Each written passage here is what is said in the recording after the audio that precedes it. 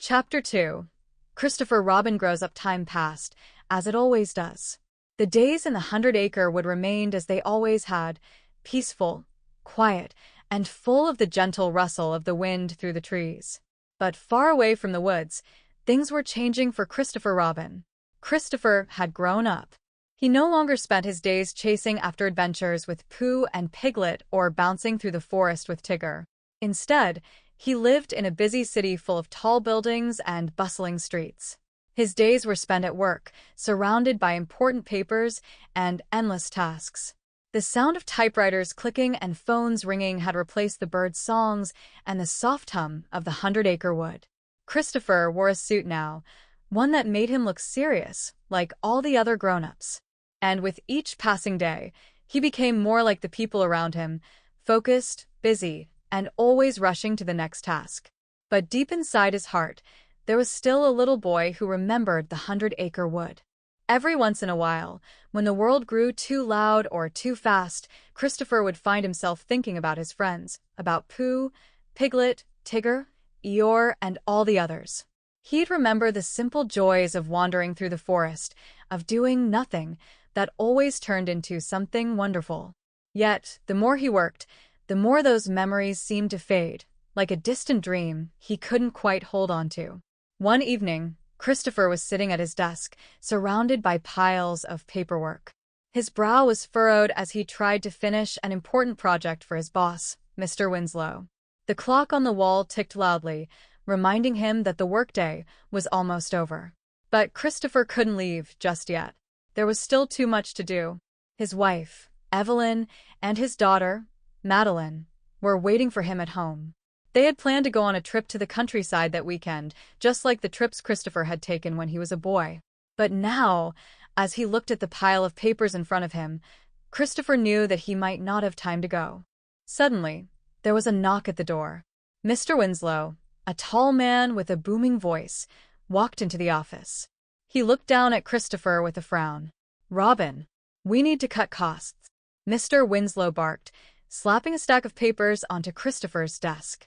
"This company must save money, and I'm relying on you to figure out how." Christopher blinked, startled by his boss's sudden appearance. He nodded quickly. "Yes, sir, I'll take care of it." As Mr. Winslow left the office, Christopher sighed deeply, the weight of responsibility pressing down on his shoulders. He had promised Madeline they would go on the trip. She had been so excited, talking about all the things they would do together, just like the adventures Christopher had once had in the 100-acre wood. But now, with all this work, it seemed impossible. Later that night, Christopher returned home, tired and worn from the long day. Evelyn and Madeline were sitting at the dinner table, waiting for him. The room was warm and inviting, filled with the soft glow of candlelight.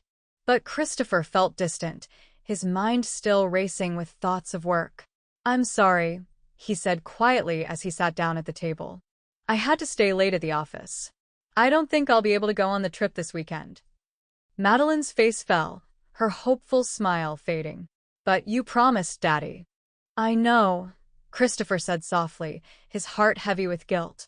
"I'll make it up to you. We'll go another time." Madeline tried to smile, but there was disappointment in her eyes.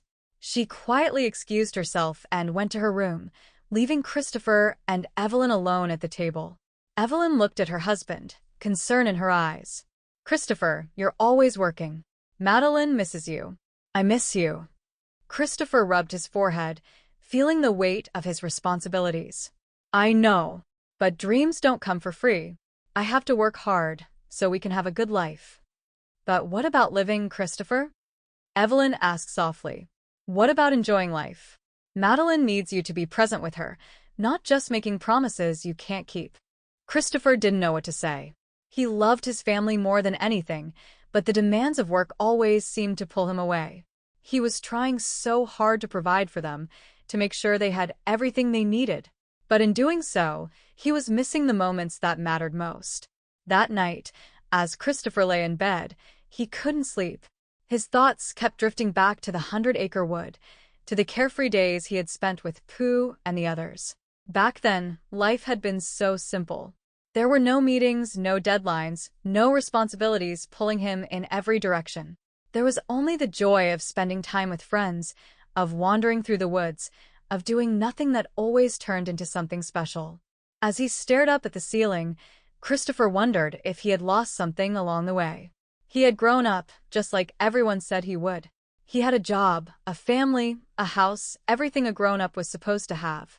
But somehow, it didn't feel like enough. Somehow, he had forgotten how to just be. The next morning, as Christopher left for work, he passed by Madeline's room. She was still asleep, her favorite stuffed bear tucked under her arm. He stood in the doorway for a moment, watching her peaceful breathing, and felt a pang of regret. "I'm sorry, Madeline," he whispered, though she couldn't hear him. "I'll do better. I promise." And as he stepped out into the busy, noisy streets of London, Christopher couldn't shake the feeling that something was missing. Something important. He had grown up, yes, but in doing so, had he forgotten how to live? With the sound of traffic and hurried footsteps all around him, Christopher made a quiet decision.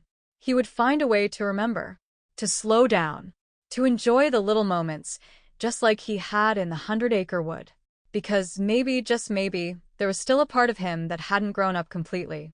And maybe that part of him held the key to finding the joy he had lost.